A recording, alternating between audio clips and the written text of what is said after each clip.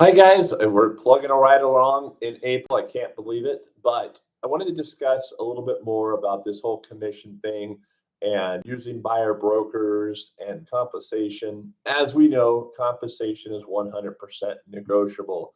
I cannot say that enough. You need to let your clients know this. You need to have those kind of conversations. But as our commission landscape changes, and they're moving away from the buyer broker being on the MLS and a compensation agreement being offered to a buyer broker. As a buyer's agent, you're going to have to get a little bit more creative of how you get paid.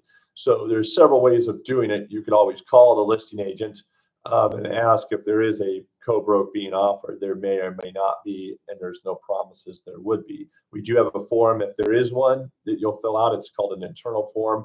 You're found under working documents in SkySlope. We're not quite there yet, but you might start seeing that in July. And then the second form that I would encourage you to use is the buyer broker exclusive right employment agreement. This one's going to protect you just having those conversations with your buyers, letting them know our all changing commission landscape and what's going on and what your time is worth. On there, you're going to put what you're willing to work for.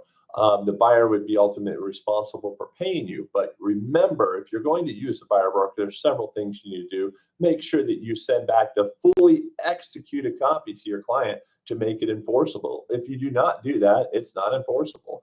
The only way to enforce a contract is to potentially sue somebody if they're not willing to perform or live up to their side of the agreement. But it is a nice conversation you could have with them. You could use this form to maybe be paid from sellers' concessions. Maybe we're going to start seeing a lot more sellers' concessions being offered to a potential buyer. And then it says for any buyer's costs. Well, cost on a settlement statement could be a buyer broker invoice sent to title. So those are some of the things you could think about and some of the ways you could potentially work with our all changing environment with commissions. Hope you guys all have a great day.